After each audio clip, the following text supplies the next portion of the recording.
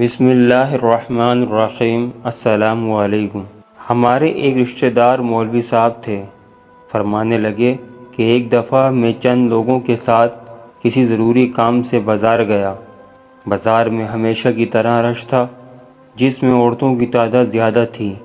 میرے ساتھیوں میں سے ایک صاحب بار بار یہی بات کہتے رہے کہ مولوی صاحب دیکھیں بے حیائی اور فحاشی کس قدر بڑھ گئی ہے۔ عورتیں کس طرح بن ٹھن کر بے پردہ ہو کر بازاروں میں آئی ہوئی ہیں۔ اس عورت کو دیکھیں کیسے مٹک مٹک کر چل رہی ہے۔ اس لڑکی کا لباس دیکھیں کتنا نامناسب ہے۔ مولوی صاحب نے تنگ آ کر کہا کہ بھائی ان سے زیادہ برا کام تو تم خود کر رہے ہو، جو خود بھی دیکھ رہے ہو اور دوسروں کو بھی دیکھنے کی ترغیب دے رہے ہو۔ بھائی اگر کسی کو کوئی کمی نظر بھی آئے تو اللہ نے پردہ پوشی کا حکم دیا ہے۔ اس قسم کی صورتحال فیس بک پر بھی دیکھنے کو مل رہی ہے۔ اکثر لکھا نظر آتا ہے کہ فلاں نے بے شرمی کے سارے ریکارڈ توڑ دیے، ویڈیو دیکھیں اور لعنت بھیجیں۔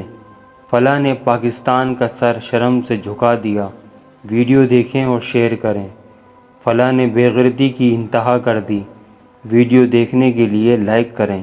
میرا ان سے کہنا ہے کہ او بھائی فلاں نے تو بے شرمی اور بے غیرتی کی انتہا کر دی، لیکن آپ نے کون سا شرم و حیا کا پاس رکھا؟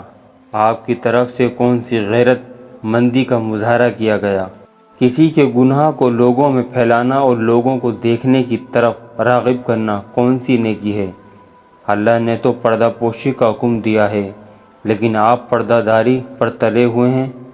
فرض کریں اس فلاں کو اللہ نے ہدایت دے دی اور اس نے اپنے تمام گناہوں سے توبہ کر لی، تو جو آپ نے ساری دنیا میں اس کا ڈھنڈورا پیٹ دیا، اس کا کیا بنے گا؟ یاد رکھیے غلط کام کرنے والا تو گناہگار ہی ہے، لیکن اس کو دوسروں تک پھیلانے والا اس سے بھی زیادہ گناہگار ہے۔ جتنے لوگ بھی اس کے گناہ کو دیکھیں گے، اس پر بیہودہ تبصرہ کریں گے، سب کا گناہ اس کو ملے گا جس نے اس گناہ کو پھیلایا۔ جو دوسروں کو کسی غلط کام کی طرف راغب کرتا ہے اور ان سب کے گناہوں کے گناہ برابر اس کے نامہ اعمال میں لکھا جاتا ہے۔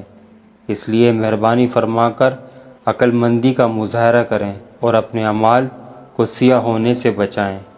اس سے بڑی بے وقوفی اور کیا ہوگی کہ گناہ تو دوسرے کریں اور کل کو بھگتنا آپ کو پڑے۔ اگر ویڈیو اچھی لگی تو پلیز سبسکرائب کریں، لائک کریں اور شیئر کریں۔ شکریہ۔